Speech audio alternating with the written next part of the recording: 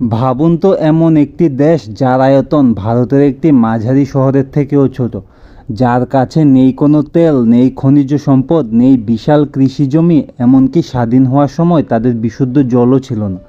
সবাই ভেবেছিল এই দেশ কয়েক বছরের মধ্যেই ধ্বংস হয়ে যাবে, কিন্তু আজ সেই দেশ বিশ্বের সবচেয়ে ধনী ও উন্নত দেশগুলোর একটি। প্রশ্ন হলো কিভাবে সেটা সম্ভব হয়েছে, আর সেই গোপন রহস্য জানলে আপনি হয়তো অবাক হয়ে যাবেন। হ্যালো বন্ধুরা, আজকের এই ভিডিওতে আমরা জানব সিঙ্গাপুর কিভাবে ধনী হয়েছিল তা সম্পর্কে অজানা তথ্য। তবে শুরু করার আগে বলে রাখি, এইরকম আরও অজানা তথ্য জানতে এই চ্যানেলটিকে সাবস্ক্রাইব করে রাখুন। তো চলুন আর দেরি না করে শুরু করা যাক। সালটা ছিল 1965। এই দেশটি সবেমাত্র স্বাধীন হয়েছে, কিন্তু স্বাধীনতা ছিল তাদের কাছে আশীর্বাদের চেয়ে অভিশাপের মতো। দেশটির কোনো প্রাকৃতিক সম্পদ ছিল না, চারিদিকে বেকারত্ব, দারিদ্রতা, জাতিগত সংঘর্ষ এবং অনিশ্চয়তা। প্রতিবেশী অনেক দেশই বিশ্বাস করত সেই দেশটি বেশি দিন টিকবে না, কিন্তু ঠিক তখনই তাদের একজন নেতা ইতিহাস বদলে দেওয়ার সিদ্ধান্ত নিলেন। তার নাম ছিল লি কুয়ান ইউ।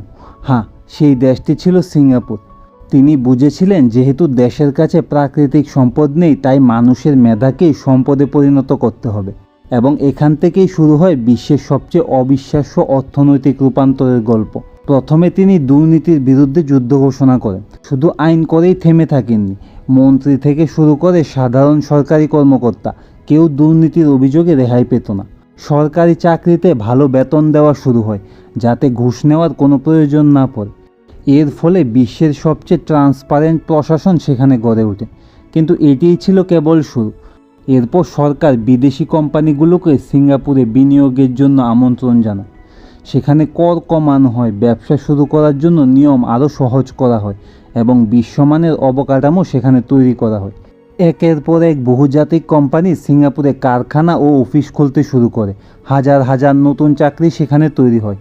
অর্থনীতি আরও দ্রুত গতিতে এগোতে থাকে। কিন্তু লি কুয়ান ইউ এখানেও থেমে থাকেননি। তিনি জানতেন ভবিষ্যতে যুদ্ধ হবে শিক্ষা নিয়ে, তাই শিক্ষা ব্যবস্থায় ব্যাপক পরিবর্তন আনা হয়। ইংরেজিকে আন্তর্জাতিক ব্যবসার ভাষা হিসাবে গুরুত্ব দেওয়া হয়। একই সঙ্গে বিজ্ঞান, প্রযুক্তি, দক্ষতাভিত্তিক শিক্ষায় বিপুল বিনিয়োগ করা হয়। ফলে সিঙ্গাপুরের তরুণরা বিশ্বের সেরা দক্ষ কর্মশক্তিতেও পরিণত হয়। এখন প্রশ্ন হলো, একটি ছোট দ্বীপ কিভাবে বিশ্ব বাণিজ্যের কেন্দ্র হয়ে উঠল? এর উত্তর লুকিয়ে আছে সিঙ্গাপুরের অবস্থানে। এটি ভারত মহাসাগর ও প্রশান্ত মহাসাগরের মাঝামাঝি গুরুত্বপূর্ণ সমুদ্রপথে অবস্থিত হওয়ায় সরকার বিশ্বের অন্যতম আধুনিক বন্দর সেখানে তৈরি করে। আজ লক্ষ লক্ষ কন্টেনার এই বন্দর দিয়ে যাতায়াত করে এবং প্রতিদিন হাজার হাজার জাহাজ এখানে খালাস করা হয়। শুধু এই বন্দর থেকেই দেশটি বিপুল পরিমাণ অর্থ আয় করে। কিন্তু আরও বড় চমক অপেক্ষা করছিল সিঙ্গাপুরের জন্য। সিঙ্গাপুর শুধু পণ্য পরিবহনেই থেমে থাকেনি, তারা নিজেদেরকে বিশ্বের অন্যতম আর্থিক কেন্দ্র হিসেবে গড়ে তোলে। বিশ্বের বড় বড় ব্যাংক, বিনিয়োগ প্রতিষ্ঠান এবং প্রযুক্তি কোম্পানি তাদের আঞ্চলিক সদর দপ্তর সিঙ্গাপুরে স্থাপন করে। এর ফলে অর্থ আরও দ্রুত প্রবাহিত হতে থাকে। কিন্তু এখানেই শেষ নয়। সিঙ্গাপুরের আরেকটি বড় সাফল্য হলো সরকারি পরিকল্পনা। অধিকাংশ নাগরিকের জন্য উন্নত মানের আবাসন সেখানে তৈরি করা হয়। পরিষ্কার পরিচ্ছন্ন শহর, নিরাপদ রাস্তা, উন্নত স্বাস্থ্যসেবা এবং আধুনিক গণপরিবহন সব কিছু দীর্ঘমেয়াদী পরিকল্পনার মাধ্যমে বাস্তবায়ন করা হয় সেখানে। আজ বিশ্বের অন্যতম পরিচ্ছন্ন শহর হিসেবে পরিচিত এই সিঙ্গাপুর। রাস্তায় ময়লা ফেলা থেকে শুরু করে আইন ভাঙা, সব কিছুর বিরুদ্ধে কঠোর ব্যবস্থা সেখানে নেওয়া হয়। অনেকেই এই কঠোর আইন নিয়ে বিতর্ক করেন, কিন্তু বাস্তবতা হলো এই শৃঙ্খলা দেশটির উন্নয়নে বড় ভূমিকা রেখেছে। আরেকটি বিষয় খুবই গুরুত্বপূর্ণ, সিঙ্গাপুর কিন্তু কখনো একটি মাত্র শিল্পের উপর নির্ভর করেনি। উৎপাদন শিল্প, প্রযুক্তি, আর্থিক খাত, পর্যটন শিল্প, শিক্ষা, গবেষণা সব ক্ষেত্রেই সমান গুরুত্ব দিয়েছে। ফলে একটি খাতে সমস্যা হলেও দেশের পুরো অর্থনীতি কখনো ভেঙে পড়েনি। আজ সিঙ্গাপুর বিশ্বের অন্যতম ধনী দেশের তালিকায় রয়েছে। মাথাপিছু আয়ের দিক থেকেও তারা অনেক বড় বড় দেশকে পিছনে ফেলে দিয়েছে।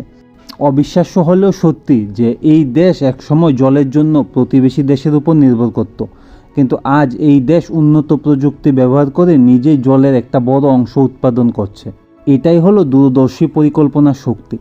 তাহলে সবশেষে আমরা কি জানতে পারি বলুন তো?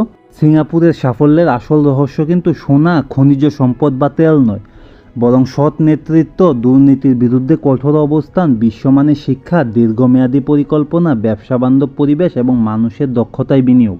মাত্র কয়েক দশকে একটি ছোট দ্বীপ রাষ্ট্র পুরো পৃথিবীকে দেখিয়ে দিয়েছে যে একটি দেশের সবচেয়ে বড় সম্পদ মাটির নিচে নয়, মানুষের মেধার ভিতরে লুকিয়ে থাকে। এখন প্রশ্ন আপনাদের কাছে, আপনার মতে সিঙ্গাপুরের উন্নয়নের সবচেয়ে বড় কারণ কোনটি? কমেন্টে আপনাদের মতামত জানান।